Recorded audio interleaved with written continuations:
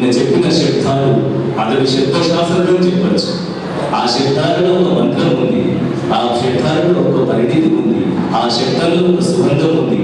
అర్థం కాకుండా హృదయం వెలుపలైనా ఆస్వాదించే గుణం ఉన్నది.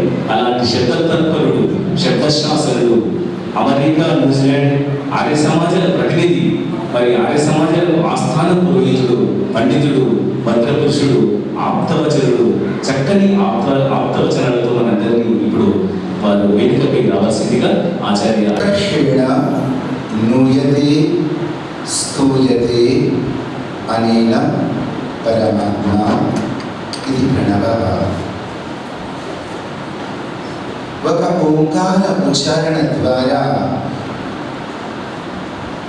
భగవత్ స్తుతి ఎంతైతే మనము చేయగలమో అంత భగవత్ స్తుతి, అంత భగవద్భక్తి వేరే ఏ ఇతర శబ్దం ద్వారా సాధ్యపడదు. కనుక శాస్త్రాలు తెలియజేస్తుంది, ప్రకర్షేణ నూయతే స్తూయతే పరమాత్మ అనేన ప్రణవ. అటువంటి దివ్య స్వరాన్ని మనమందరము కలిసి ఒకసారి జపిద్దాము, పఠిద్దాము, పరమాత్మను స్మరిద్దాము.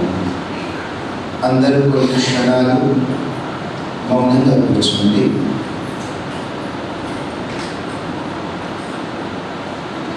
ఆ శరీరం రథమీవతు. కారు నడిపి వాడి ప్రమేయం లేకుండా కారు వాహనము తనంతట తను నడవడం మొదలు పెడితే అది చాలా ప్రమాదకరమైన స్థితి. అదేవిధంగా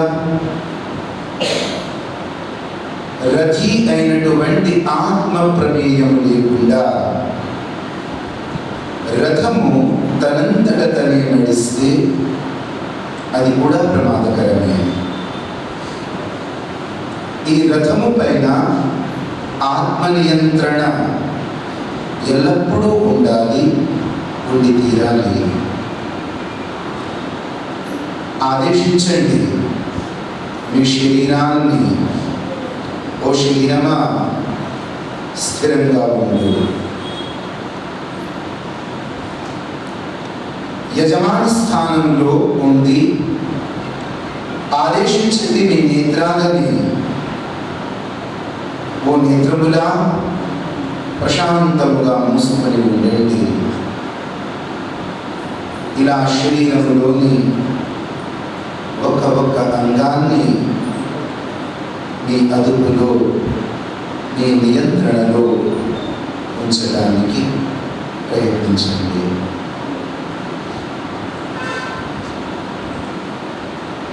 చిత్తవృత్తుల నిరోధం జరిగినప్పుడు తదా ద్రష్టో స్వరూపేవ స్థానం. ఆత్మ పరమాత్మల బోధ చిత్తవృత్తి నిరోధ సమయంలోనే కలుగుతుంది. కాబట్టి ఈ శ్రావణి ఉపాకర్మ వేద ప్రచార కార్యక్రమములో కొన్ని క్షణములు స్వనియంత్రణ స్థాపించడానికి ప్రయత్నించండి.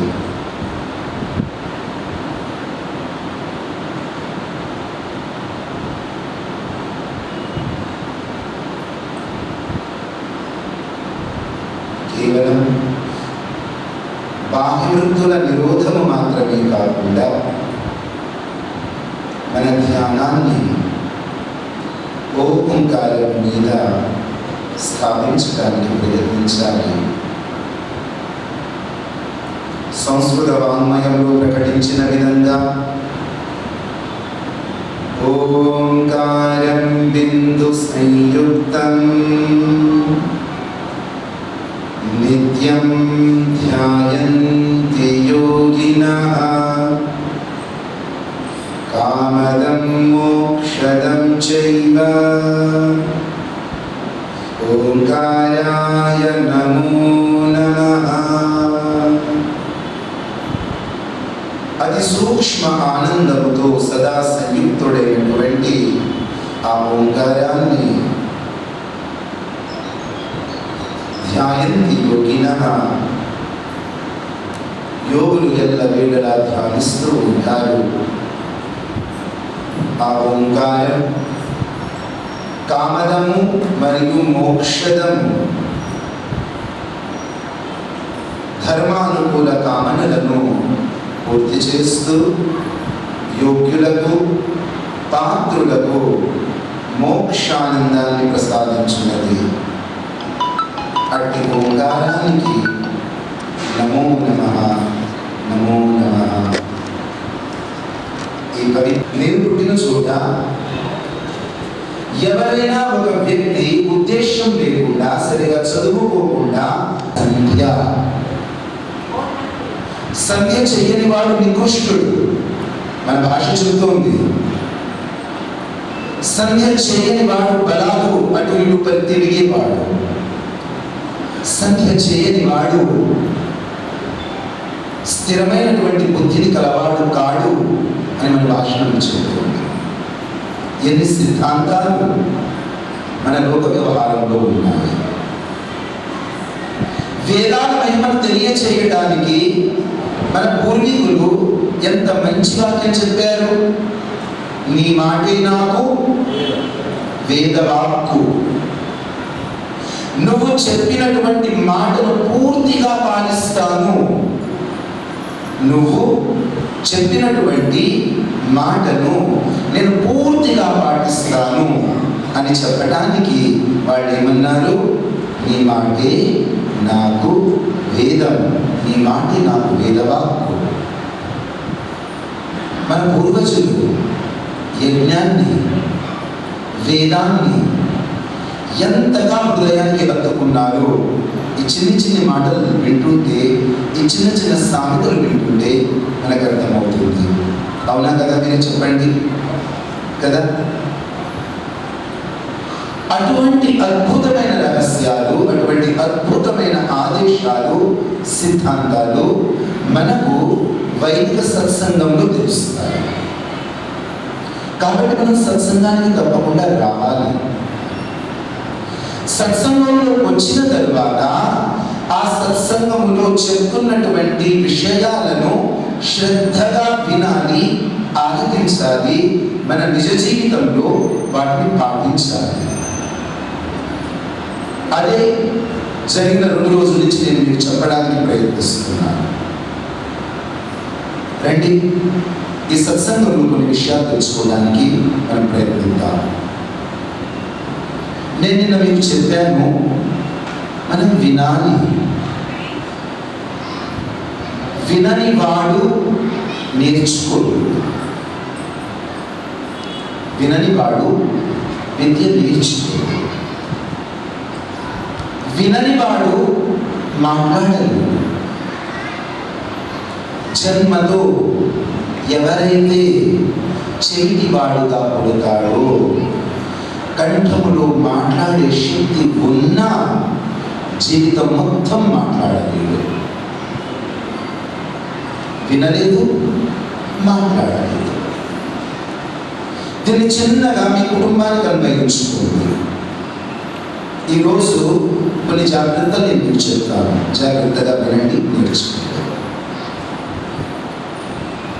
మీ కుటుంబంలో ఒక సంస్కృతి ఉంటుంది. మీరు మాట్లాడే ఒక భాష ఉంటుంది. ఆ భాషలో వాడే కొన్ని శబ్దాలు ఉంటాయి. ఒకవేళ ఉన్నట్లుండి మీ ఇంట్లో జన్మించిన ఒక చిన్న బాలుడు 5 సంవత్సరాల వాడు, 6 సంవత్సరాల వాడు, 7 సంవత్సరాల వాడు మీ ఇంట్లో వాడనటువంటి ఏదైనా పదాన్ని, తప్పుడు పదాన్ని వాడాడు అంటే హిందీలో ఉంటారు సావధాన్, జాగ్రత్త పడండి. ఇక్కడ నుంచి విననిది ఇక్కడ నుంచి రాదు. ఏం చెప్పాను చెప్పండి? ఇక్కడ నుంచి విననిది ఇక్కడ నుంచి రాదు. మీ కుటుంబంలో తిట్లు లేవా? ఒకవేళ మీ కుటుంబంలో తిట్లు లేకుంటే ఉన్నట్లుండి మీ పిల్లగాడి నోటి నుంచి ఏదైనా తిట్టు వచ్చింది అంటే మీ పిల్లవాడు చెడు సంగతిలో పడిపోయాడు అని అర్థం. గుర్తుంచుకోండి. ఎక్కడికి వెళ్తున్నాడు? కెమెరా పెట్టి చూడలేదు.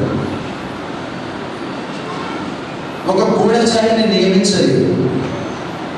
ఎక్కడికెక్కడికో వెళ్తున్నాడు.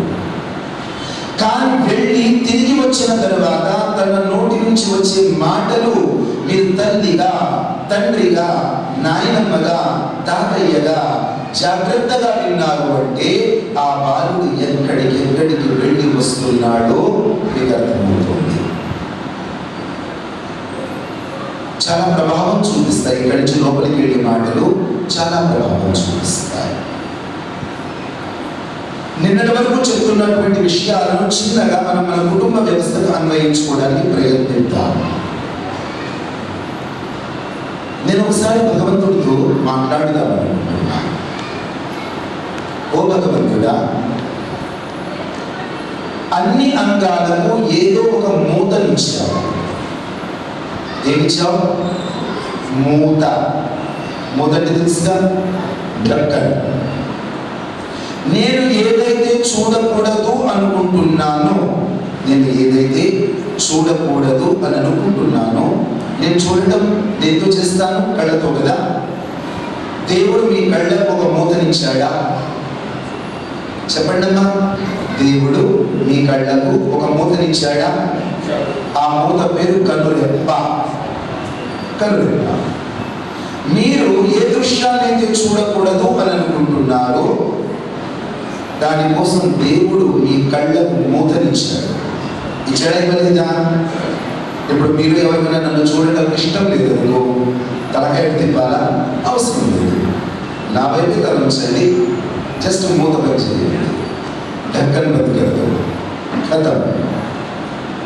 మీ ముందు నుంచి ఊరేగి వెళ్ళినా, మీ ముందు నుంచి ఏనుగుల గుంపు వెళ్ళినా, మీ ముందు నుంచి రాజుగారి రథం వెళ్ళినా మీకు ఏమీ కనపడదు. దేవుడు ఏం చేశాడు చెప్పండి? కళ్ళకు ఒక మూతను ఇచ్చాడు. అలాగే నేను ఏదైతే తినాలని కోరుకోవటం లేదో నా నోటికి కూడా దేవుడు ఒక మూతనిచ్చాడు. ఇచ్చాడా? మీ నోటికి దేవుడు ఏమైనా మూతనిచ్చాడా? దవడలు, మామూలు మూతలు కాదు. ఈ దవడల శక్తి ఏంటో మీరు అర్థం చేసుకోవాలంటే మన మంత్రంలో కూడా, సంధ్య చేసుకునేటప్పుడు చెప్పే మంత్రంలో కూడా రోజుకి 12 సార్లు ఆ భగవంతుడి దవడలను చర్చించుకుంటాం మనం. సంస్కృతంలో దవడను ఏమంటారు? జంభ. చెప్పండి, ఏమంటారు? జంభ. విన్నారు ఎక్కడైనా ఈ శబ్దాన్ని? మీరు ఎక్కడ వినలేదా? అయితే మీరు చదువు ఉన్నది కానీ సంఖ్య మీకు లేదు. చెప్తున్నా కదా, చదువు సంఖ్య లేకపోవడం అని. జంభ అన్న శబ్దాన్ని మీరు వినలేదు అంటే, జంభే అన్న శబ్దాన్ని మీరు వినలేదు అంటే మీకు మంచి చదువు ఉంది కానీ సంఖ్య లేదు. రోజు చెప్తారమ్మా, యోస్మాన్ వేష్టి యం వయం విష్మః తం వోజంభే దద్మః. ఓ దేవుడా, మాలో మా ఎదుటి వారిలో ఉన్నటువంటి ఆవేశ భావాన్ని నీ దవడల మధ్యలో పెట్టేస్తున్నాము. భగవంతుడి దవడ, మనిషి దవడ ఇంత బలవంతమైనదైతే, ఇంత శక్తివంతమైనదైతే ఆ దేవుడి దవడ ఎలా ఉంటుందో ఒకసారి ఊహించుకోండి. భగవంతుడు మీ నోటికి ఒక మూతనిచ్చాడు. ఇష్టం లేదనుకోండి, మాట్లాడడం ఇష్టం లేకపోయినా, తినడం ఇష్టం లేకపోయినా ఆ మూత ఎంత స్ట్రాంగ్గా బంద్ అవుతుందంటే, మీ చిన్న పిల్లలకు, ఇంత వయసులో ఉన్న పిల్లలకు మందు తాగించారు ఎప్పుడైనా? గుర్తు తెచ్చుకోండి ఒకసారి. చేదుగా ఉన్న మందు, ఆ ఉగ్గిపాలు తాపించేటప్పుడు ఆ బాలుడికి, ఆ శిశువుకి ఆ రుచి నచ్చక ఆ నోటికి మూత పెట్టేస్తాడు. అప్పుడు ఏం చేయాలి? కుటుంబంలో ఉన్న ఒక సభ్యుడు వచ్చి 2 కాళ్ళు పట్టుకోవాలి ఆ పిల్లగాని. ఇంకో సభ్యుడు వచ్చి ఆ 2 చేతులు ఇట్లా ఛాతీ మీద నొక్కి పెట్టాలి. ఇంకొకడు వచ్చి 2 దవడల మధ్యలో ఈ ఏళ్ళు పెట్టి నొక్కాలి. అప్పుడు ఆ 2 చుక్కల మందు నోటికి వెళ్తుంది. ఎంత గట్టి మూత? గట్టి మూత. ఈ దవడ ఏమర్థమవుతుంది మీకు? నేను ఏదైనా చూడకూడదు అనుకుంటే దేవుడు నాకు కంటికి మూతనిచ్చాడు. నేను ఏదైనా మాట్లాడకూడదు అని నిర్ణయించుకుంటే, నేను ఏదైనా తినకూడదు అని నిర్ణయించుకుంటే దేవుడు నా నోటికి మూతనిచ్చాడు. చాలా స్ట్రాంగ్ ఉంది. ఇంకా దేవుడి దయ వల్ల ఆ పసివాడి నోట్లో పళ్ళు లేవు కాబట్టి ధైర్యంగా నోట్లో ఏలు పెట్టగలుగుతున్నా. వాడికి కనుక పళ్ళుంటేనా వాడి నోట్లో మోసే ప్రతిసారి ఆ చేదు ప్రసాదానికి 2 సార్లు మనం ఏడు తిప్పుకోవాలి. అంత బలంగా ఉంది.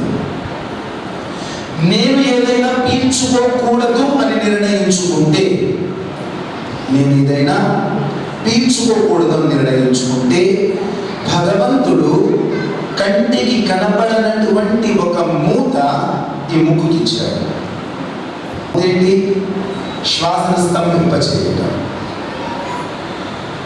ఇక్కడ ఏదైనా పశువు మరణించి దుర్వాసన వస్తుందంటే నేను నా వెహికల్ స్పీడ్ పెంచేస్తా, కంటికి కనబడనటువంటి ఒక మూత నా ముక్కు పెడతా.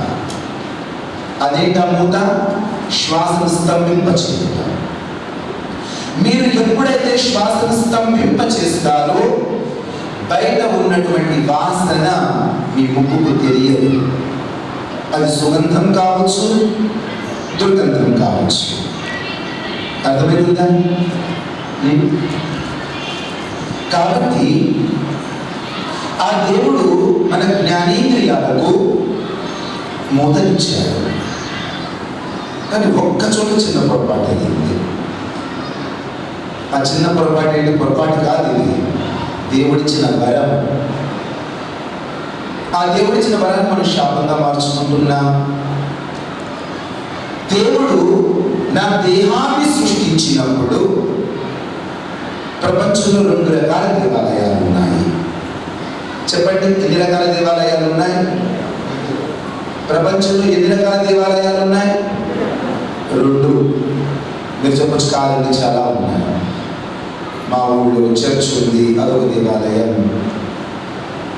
మా ఊళ్ళో మస్జిద్ ఉంది, అదొక దేవాలయం. మా ఊళ్ళో శివాలయం ఉంది, అదొక దేవాలయం. మా ఊళ్ళో దుర్గామాత మందిరం ఉంది, అదొక దేవాలయం. తప్పు. ఓ ఆచార్య, నువ్వు చెప్పే తప్పు. అలా అనకండి. మనం లోతుగా ఆలోచిస్తే ఈ ప్రపంచం మొత్తంలో కేవలం 2 రకాల దేవాలయాలు ఉన్నాయి. ఒకటి మనుష్యుడు నిర్మించిన దేవాలయం, ఇంకొకటి స్వయంగా దేవుడు నిర్మించిన దేవాలయం. చెప్పండి, ఎన్ని రకాల దేవాలయాలు ఉన్నాయి? మనుష్యుడు నిర్మించిన దేవాలయం, ఇంకొకటి దేవుడు నిర్మించిన దేవాలయం.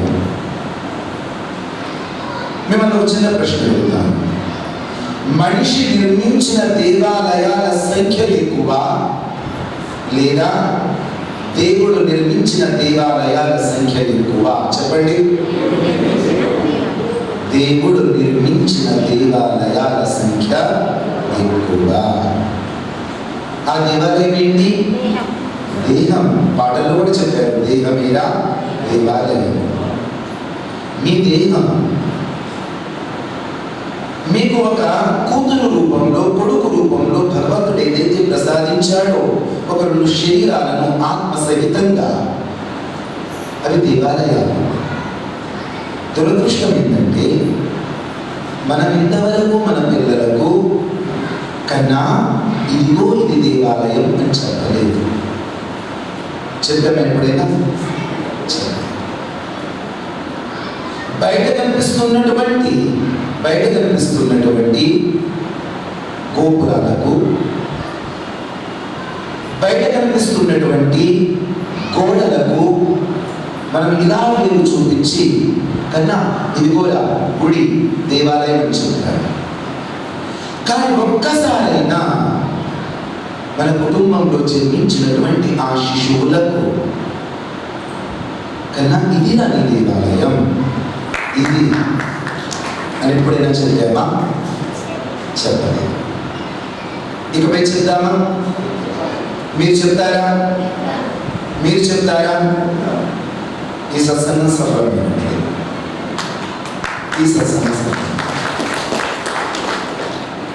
పుట్టిన శిశువుకి రాతితో నిర్మించిన భవనాన్ని చూపించు, ఇది మనుషులు కట్టిన దేవాలయం అని చెప్పు.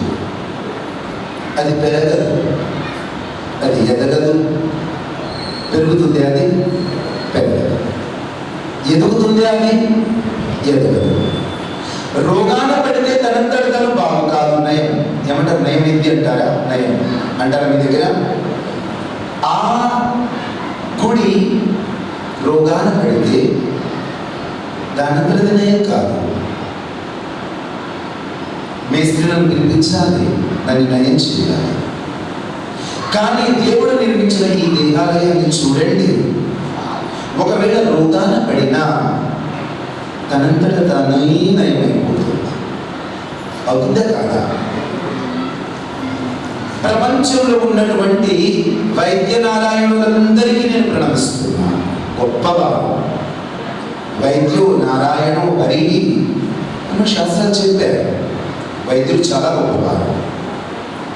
ఆ వైద్యులను పొగిడినటువంటి శాస్త్రాలు ఒక చోట ఆ వైద్యుల్ని తిరస్కరించాయి కూడా. చాలా క్రూరంగా తిరస్కరించాయి ఆ వైద్యులు. మీరు ఎవరైనా డాక్టర్ ఉంటే ప్లీజ్ నన్ను అపార్థం చేసుకోండి, నేను మిమ్మల్ని అనట్లేదు. ఈ కాలంలో ఉన్నటువంటి డాక్టర్ల గురించి మన శాస్త్రాలు కొన్ని వాక్యాలు రాస్తాయి. వైద్యరాజా నమస్తుభ్యం ఏమన్నారు? వైద్యరాజా నమస్తుభ్యం. ఎవరి గురించి? చాలా కర్కశులైన డాక్టర్లు ఉంటారు కొంతమంది, అవినీతి పరులైన డాక్టర్లు ఉంటారు కొంతమంది, వారి కోసం. వైద్యరాజా నమస్తుభ్యం యమరాజ సహోదర. నువ్వు యముడికి తమ్ముడివి, మామూలుడికి కాదు, నువ్వు యముడికి తమ్ముడివి. మన సినిమా తీశారు యముడికి మొగుడు అని, యముడికి తమ్ముడు ఒక సినిమా తీయాలి కదా. ఎందుకనగా పాపం భయపడిపోయి స్తుతిస్తున్నాడు.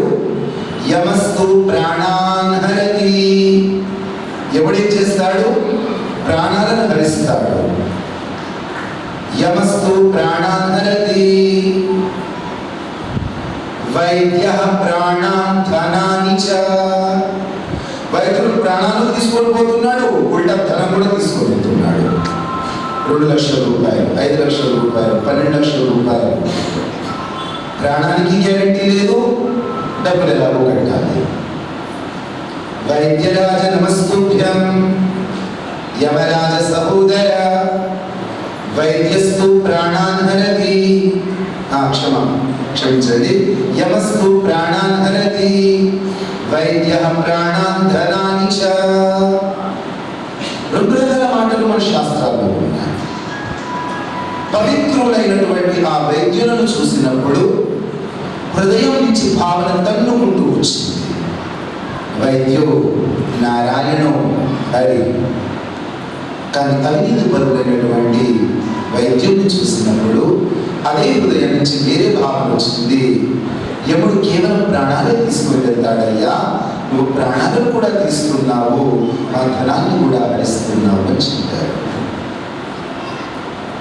ఈ ప్రపంచంలో ఎంతమంది అయితే గొప్ప వైద్యులు ఉన్నారో అందరూ కూడా వందనీయులు, గౌరవనీయులు, అనుమానమే లేదు. కానీ కొంచెం గర్వపడకండి. నేను రక్షిస్తున్నాను, నేను కాపాడుతున్నాను, నేను ప్రాణాలు నిలబెడుతున్నాను అని కొంచెం గర్వపడకండి. ఎందుకంటే నేను గాయపడితే ఈ వైద్యుడు వైద్యం చేస్తున్నాడు, నన్ను రక్షిస్తున్నాడు. నేను రోగాన పడితే వైద్యుడు నాకు వైద్యం చేస్తున్నాడు, నన్ను రక్షిస్తున్నాడు. నిజమే. కానీ కీకారణ్యములో, అడవులలో అక్కడ ఉంటున్నటువంటి పశువులు, పక్షులు, జింకలు, క్రూర మృగాలు, సాధు మృగాలు, వాటికి దెబ్బలు తగులుతున్నప్పుడు ఏ వైద్యుడు వెళ్ళి మందులు చూస్తున్నాడు? చెప్పండి మీరు, నిజాయితీ చెప్పండి. భువా దుఃఖహరిత, ఓ భగవంతుడా, నీవు ప్రాణులకు సంభవించు సకల దుఃఖములను హరించువాడవు. నేర్పగలరా పిల్లలకి మీరు? మీ భార్యలకు, మీ భర్తలకు, మీ సంతానానికి, మీ అమ్మమ్మలకు, మీ నాయనమ్మలకు, మీ అత్తమ్మలకు ఈ విద్య నేర్పగలరా? ప్రయత్నించి చూడండి. ఓం భూవః స్వః భువః సర్వాణి దుఃఖాని అపానయతి ఇది భువరీశ్వరః. ఒక ప్రాణి జీవితంలో సంభవించు సకల దుఃఖములను దూరమునర్చువాడు, హరించువాడు ఆ పరమాత్మ భువః. మన కష్టాలన్నింటినీ తొలగిస్తున్నాడు.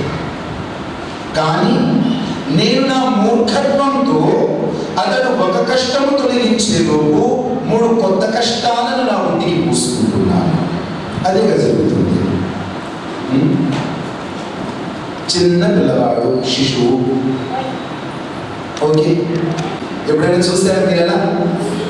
మమ్మీ, నా గుర్తు దాదాపు 40 లంగోటాలు పుట్టించారు నాకు పుత్రుడు పుట్టినప్పుడు, నాకు సంతానం కలిగినప్పుడు పెద్దవారు 40 లంగోటాలు పుట్టించారు. నేను అనుకున్నా నా దగ్గర 3 పంచలు ఉన్నాయి, వీడికి 40 లంగోటాలా? ఏ పెద్దవాడు బుద్ధి లేదు అనుకున్నా. కానీ తర్వాత తెలుస్తుంది, ఖమ్మంలో రైలుకి ఢిల్లీ పోతున్నప్పుడు అర్థమైంది, ఇంకొక 5 మంది ఉంటే బాగుండేది. లంగోటాలు ఒకటి కడుతున్నాం, అది కట్టి అమ్మాయిలో ఇంకోటి కట్టాల్సి వస్తుంది. ఒక్కసారి కూడా నాన్న ఇట్లా లేదు, పిల్లగాడు ఒక్కసారి కూడా నాన్న అనేది అమ్మాయి చెప్తాడా? చెప్పడు కదా. తల్లి గ్రహిస్తుంది, తల్లి గమనిస్తుంది. తల్లి గమనించి ఆ తడి వస్త్రాన్ని మారుస్తుంది. ఒక్కసారి ఉంచుకుంది. చిన్న శిశువు మలమూత్రాల గురించి సూచనలు ఇవ్వడు. నెంబర్ 1. నెంబర్ 2, అత్యంత చలికాలం అనుకోండి, ఇంకా అద్భుతం. నెంబర్ 3, భగవంతుడి దయ వల్ల ఆవిష్కరణ చేస్తున్నాడు. అలా ఎప్పుడైనా జరిగిందా మీ పిల్లలతో? అందరికీ జరిగి ఉంటుంది. తల్లి తన ప్రేమతో వాడు చేసుకున్నటువంటి వమనాన్ని తుడిచి శుభ్రం చేసేలోపు ఈలోపు విరేచన చేసుకుంటున్నాడు. తల్లి తన కరుణామయ హస్తాలతో ఆ విరేచనాన్ని తుడిచి కడిగి శుభ్రం చేసేలోపు మూత్రం పోసుకుంటున్నాడు. ఆ మూత్రాన్ని, ఆ వస్త్రాన్ని తెరిచి దాన్ని నీళ్లలో జాడించి ఆరవేసే లోపు మళ్ళీ వమనం చేసుకుంటున్నాడు. ఆ శిశువుడు తెలుసా? మీరు నేను. ఆ తల్లి ఎవరు తెలుసా? భగవంతుడు. తల్లి ఏ విధంగా శిశువుని శుభ్రంగా ఉంచడానికి ప్రయత్నిస్తుందో అదే విధంగా ఆ పరమాత్మ మనలో వచ్చే దోషాలని, లోపాలని, దుఃఖాలని క్షణక్షణం దూరమర్చడానికి ప్రయత్నిస్తున్నాడు. చాలా కుటుంబాలకు వెళ్ళారు. మీరు పురోహితులుగా ఉన్నవారు కూడా అంత్యేష్టి లాంటి సంస్కారాలు చేస్తూనే ఉంటారు. మరి ఈ రోజు అడిగితే ఈ రోజు ఎక్కడికి పోయానుకున్నారు, అదే లేదా? ఏ రోజైతే మృత్యు సంభవించిందో ఆ రోజు ఆ ఇంటి ఆత్మ చిన్న కాయ పక్కకు పోతే వెంటనే సరిదిద్దుకుని ఆ మాతృమూర్తి ఈరోజు చుట్టూ విరబోసుకొని కూర్చుంది. ప్రతిదానికి అసలు ఇంట్లోకి ఎవరు వస్తున్నారు, ఏం మాట్లాడుతున్నారు, ఈ పిల్లగాడు ఏం వింటున్నాడు, వీడి నోటి నుంచి కన్నా చూసుకొని ఎందుకు వస్తుంది అంటే, లేదంటే ఇంట్లోకి ఎవరు రావట్లేదు, ఎవరు వచ్చినారని మన మిత్రులే వస్తారు, సాటి పురోహితులే వస్తారు, ఇంట్లోకి ఎవరు రారు, మేము ఎప్పుడు వీడి ముందు కన్నా చూసుకొని లేదు అని సత్యం ఉంటుంది. అలా ఒక 2 రోజులు నడిచింది. కన్నా చూసుకే ఎప్పుడైతే ఈ మాట కన్నా చూసుకుంటున్నాడు, అది ఎక్కడి నుంచి చూస్తుందో నాకు అర్థం కావట్లేదు.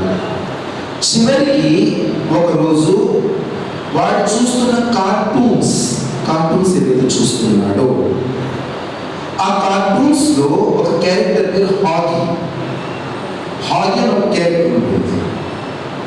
ఆ క్యారెక్టర్కి ఊత కదా, గన్నా చూసుకే ఊత కదా, అక్కడి నుంచి క్యాచ్ చేశాడండి ఈ విశ్వామిత్ర ఋషి. అక్కడి నుంచి పట్టుకున్నాడు దాన్ని. చెవుల ద్వారా మన సంతతి ఏదైతే వింటుందో దాని ప్రభావం వారి వాక్కు మీద ఎలా పడుతుంది అని చెప్పడానికి ఇది మంచి ఉదాహరణ. నా కుటుంబంలో జరిగిన ఉదాహరణ, అరువు తెచ్చుకున్నటువంటి, అప్పు తెచ్చుకున్నటువంటి ఉదాహరణ కాదు, నా కళ్ళ ముందు నా జీవితంలో జరిగిన ఉదాహరణ. కాబట్టి ఒకవేళ బయటికి వెళ్ళి స్కూల్స్లో చదువుకుంటున్నటువంటి మీ పిల్లల భాష, శబ్దాలు మారుతున్నాయి అంటే వాళ్ళు ఎవరితో అయితే సహవాసం చేస్తున్నారో, మిత్రత్వం చేస్తున్నారో వారు మంచి వారు కాదు. స్కూల్ మార్పించాలా? మార్పించడము మార్పించడము ఒకటేమో స్కూల్ మార్పించడం, లేదా స్కూల్ మానిపించడం, 2 సార్లు. అప్పుడు ఏం చేయాలి? మీ సంతానానికి ఒక కవచాన్ని ఇవ్వాలి. ఏమి ఇవ్వాలి? కవచం అంటే తెలుసా? వర్షం పడుతుంటే కవచం గొడుగు, కాళ్ళు కాలుతుంటే కవచం చెప్పులు. నేల కాలుతూనే ఉంటుంది కానీ ఆ వేడి పాదాలకు రాకూడదు. వర్షం కురుస్తూనే ఉంటుంది కానీ అది మనలను తడపకూడదు. స్కూల్లో ఇతర విద్యార్థులు ఇలాగే ఉంటారు, వారి సంస్కారాలు మీ సంతానానికి రాకూడదు. దానికి ఏం చేయాలి? వారికి ఒక కవచాన్ని తొడిగించాలి. హిందీలో పాటలు కూడా రాస్తారు. ఓం కవచ బన్ జాయే मेरा ओम कवच बन जाए, ओम कवच बन जाए, मेरा ओम कवच बन जाए. ఓ భగవంతుడా, నేను ఏ కవచాన్ని ధరించను నా శరీరం మీద? నేను నా శరీరం మీద ధరించేటువంటి కవచాలు భౌతిక దాడుల నుంచి నన్ను రక్షిస్తాయి. అంతేగా, ఎవరైనా కత్తితో కొట్టారంటే కవచం రక్షిస్తుంది, ఎవరైనా బాణంతో కొట్టారంటే కవచం రక్షిస్తుంది, ఎవరైనా వేడి నీళ్ళు చన్నీళ్ళు మనం ఏం చల్లారంటే కవచం రక్షిస్తుంది. కానీ ఎవరైనా నోటితో దాడి చేస్తే, దద్దమ్మ చవట నువ్వేం చేస్తావురా, ఎందుకు పనికిరావురా అని నోటితో దాడి చేస్తే ఈ కవచం రక్షిస్తుందా? రక్షించింది. ఎవరైనా కుసంస్కారాలతో దాడి చేస్తే మన ఆత్మ మీద, మన మనస్సు మీద, ఉక్కుతో చేసిన ఈ కవచం మనల్ని రక్షిస్తుందా? రక్షించదు. దేవుడా, ప్రపంచంలో ఉన్న కవచాలన్నీ చూశాను, అవన్నీ కూడా భౌతిక దాడుల నుంచి, భౌతిక ఆక్రమణల నుంచి నన్ను రక్షిస్తాయేమో, కానీ మానసిక ఆక్రమణ, బౌద్ధిక ఆక్రమణ, ఆత్మిక ఆక్రమణ నిరంతరం అసురులు నా మీద చేస్తున్నారు. వాటి నుంచి ఈ కవచం నన్ను రక్షించదు. కనుక ఓ దేవుడా, ఓ భగవంతుడా, నీవే నా కవచంగా మారు, నీవే నా కవచంగా మారు. వస్తున్నటువంటి అభద్ర భావనలను నా నుంచి దూరంగా ఉంచు అని కవచం తయారు చేసుకోవాలి. అదేంటో ఎలా చేసుకోవాలో రేపటి సత్సంగంలో కొంచెం చర్చించుకోవడానికి ప్రయత్నిద్దాం. ఈ రోజుకి ఇంతే. సెలవు. ధన్యవాదాలు. 2 భగవంతుడు నిర్మించిన దేవాలయం. మరి ఇందులో ఉత్కృష్టమైనది ఏది? భగవంతుడు నిర్మించిన దేవాలయాన్ని కానీ. మరి ఈ దేవాలయంలో ఏం పెడుతున్నాము? దుర్వ్యసనాల దుప్పట్లు కప్పుతున్నాము, దుర్గుణాల కుసంస్కారాన్ని చూపిస్తున్నాము. కానీ ఆ దేవాలయంలో మాత్రం నిత్యం అభిషేకం జరుగుతుంది. కానీ ఈ దేవాలయంలో మాత్రము కుసంస్కారాల దుప్పట్లు కప్పుతున్నారు. దుర్వ్యసనాల యొక్క కుసంస్కారాలందరూ అవతులు చేస్తున్నారు. ఎంతటి విచిత్రమమ్మ. మరి ఈ దేవాలయాన్ని దేవాలయంగా ఉంచుకుందామా కదా? సప్త ఋషుల ఆలయం ఈ దేవాలయం. అలాంటి సప్త ఋషుల ద్వారా ఎంతో చక్కగా విడమర్చి మనందరికీ చెప్పిన ఆచార్య హరిప్రసాద్కు నా అక్షరాంశం తెలియజేస్తున్నాను. మరి ఈ కార్యక్రమానికి ముఖ్య అతిథి వచ్చినటువంటి కనపదం దేవేంద్ర గారు. మరి వారి యొక్క భాషను కొందరు మాట్లాడతారు శరీరంతో, మరి కొందరు మాట్లాడతారు మనసుతో. కానీ ఆచార్య హరిప్రసాద్ గారు మాట్లాడిన మాత్రం ఆత్మతో భాషణ చేశారు. ఈ ఆత్మ భాషను మీ అందరికీ భూషణం కావాలని కోరుకుంటున్నాను. ఋషి దయానందుడు అంతే, శ్రద్ధానందుడు అంతే, హంసరాజు అంతే. ఈ మహనీయులను దృష్టిలో పెట్టుకొని మిత్రుడు కనపరం దేవేంద్ర గారు వారు ఆచార్య హరిప్రసాద్ గారి మాటలు విని వారి అనుభూతి వాక్కులు వినిపించాల్సిందిగా ఆహ్వానిస్తున్నారు. సంఘ ధారలో తడిసిపోయిన తర్వాత మాటలు రావడానికి కొంచెం సంకోచిస్తుంది. ఒక గంగా ప్రవాహంలో హిమనగం నుంచి జాలువారిన ఒక జలపాతంలో వారి ప్రసంగధార సాగింది. ఏదైనా ఒక పుణ్యతిథి వస్తే గంగలో స్నానం చేస్తే మన పాపాలు పోతాయో పోవో కానీ హరిప్రసాద్ లాంటి బాణుల మాటలు వింటే మాత్రం మనం పాపాల నుంచి విముక్తి పొందడానికి మాత్రం ప్రయత్నం స్టార్ట్ చేస్తాం. ఇప్పుడే స్టార్ట్ చేస్తాం. ఈ కార్యక్రమానికి నన్ను ఆహ్వానించిన మిత్రుడు, అలాగే ఆర్య సమాజానికి నూతన కార్యవర్గంగా ఏర్పడి కొత్త పంథాలో ముందు నడిపిస్తున్నటువంటి మిత్రుడు విజయ్ ఆర్య, అలాగే నా ఆత్మీయుడు తిరుమల శ్రీనివాస ఆర్య, ఇంకా ఆర్య సమాజ మిత్రులందరికీ కూడా శుభాకాంక్షలు తెలియజేస్తూ, ఒక ప్రసంగం అంటే ఎట్లా ఉండాలి అని హరిప్రసాద్ గారు గుడిలో పెట్టే ప్రసాదం అంత పవిత్రంగా చెప్పారు. ఆయన మన నుంచి తన ప్రసంగాన్ని తీసుకున్నాడు. మనం ఇంట్లో వాడే పదాల నుంచి ప్రసంగాన్ని తీసుకున్నాడు. మనకు తెలియకుండానే యజ్ఞాన్ని మనం ఇంట్లో ఏ విధంగా ఉపయోగిస్తున్నామో చాలా అద్భుతంగా విడమర్చి చెప్పి పిల్లలకు గోరుముద్దలు తినిపించినట్టు నిజంగా ఆయన ఈరోజు మనందరికీ మాతృమూర్తి అయ్యిండు. ఒక విధంగా భగవంతుడు కూడా అయ్యాడు.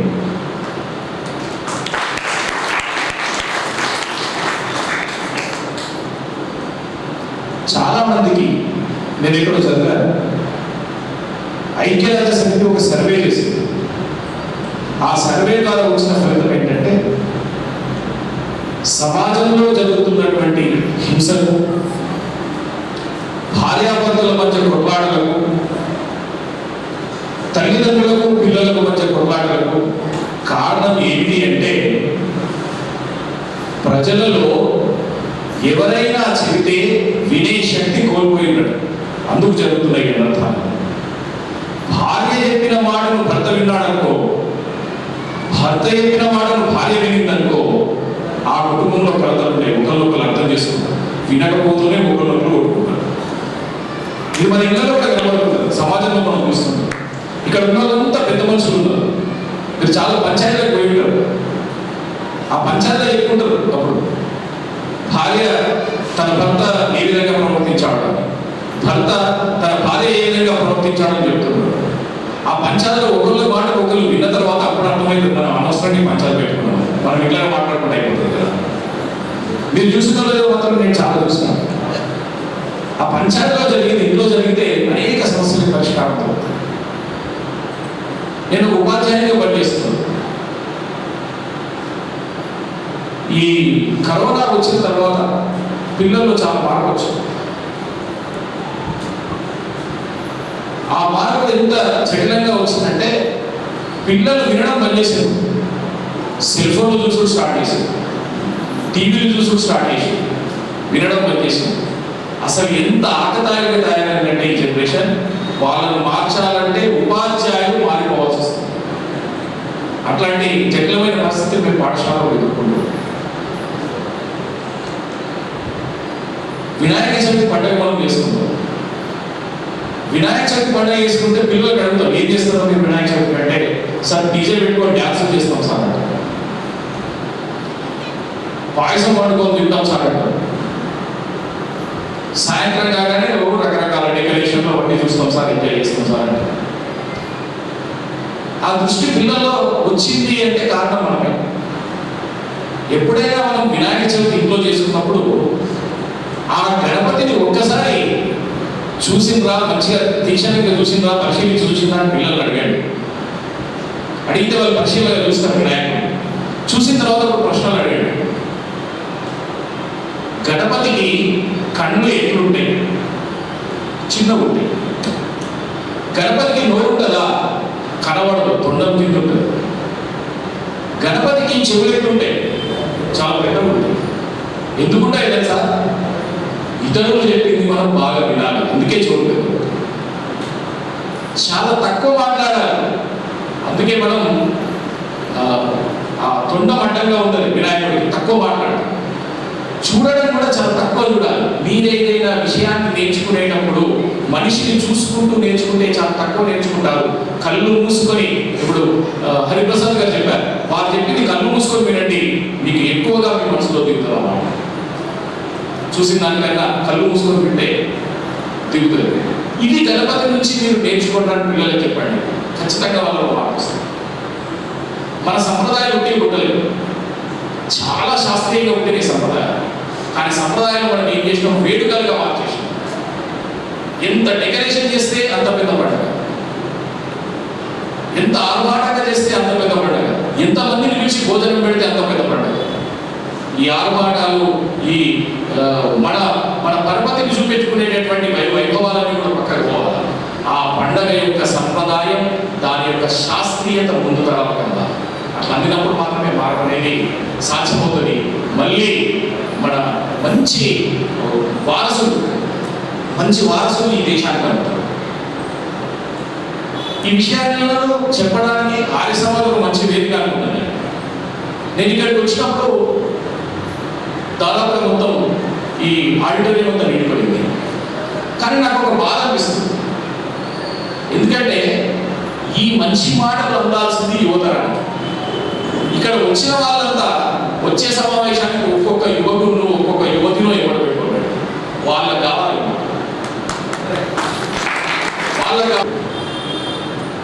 మంచి యాపిల్ పండుగ కట్ చేసి తేనెలో ఉంచుకొని తిన్నట్టు చెప్పారు. ఎంత బోధంగా చెప్పారు. ఆ మాటలు వాళ్ళు డైరెక్ట్గా విన్నారనుకోండి, ఎంత చక్కగా మారుతారు. నిజంగా ఇక్కడ వచ్చినటువంటి యంగ్ జనరేషన్ని, జెన్ జెడ్ జనరేషన్ని, తర్వాత జెన్ ఆల్ఫా జనరేషన్ని నేను అభినందిస్తున్నాను. మీరు కూడా చెప్పడంతో వాళ్ళు వీళ్ళు నిజంగా గొప్ప పౌరులుగా తయారవుతారు. అప్పుడే ఈ ఆర్య సమాజం యొక్క లక్ష్యం అనేది, దయానంద సరస్వతి గారి యొక్క లక్ష్యం అనేది నెరవేరుతారు. దయానంద స్వామి గారి గురించి నేను చదువుకున్నప్పుడు ఒక గొప్ప విషయాన్ని నేను గ్రహించాను. ఆయన ఏమంటారంటే, ఒకనొక చోట మనిషికి ఆధ్యాత్మికత అవసరం, కానీ ఆ ఆధ్యాత్మికత కన్నా చైతన్యం అనేది అవసరం. ఆధ్యాత్మికత ఏమి చేస్తుందంటే, అది నీకు మాత్రమే మంచి చేస్తుంది. నువ్వు యజ్ఞం చేసుకుంటావు, నువ్వు ధ్యానం చేసుకుంటావు, అది నీకు మంచి చేస్తుంది.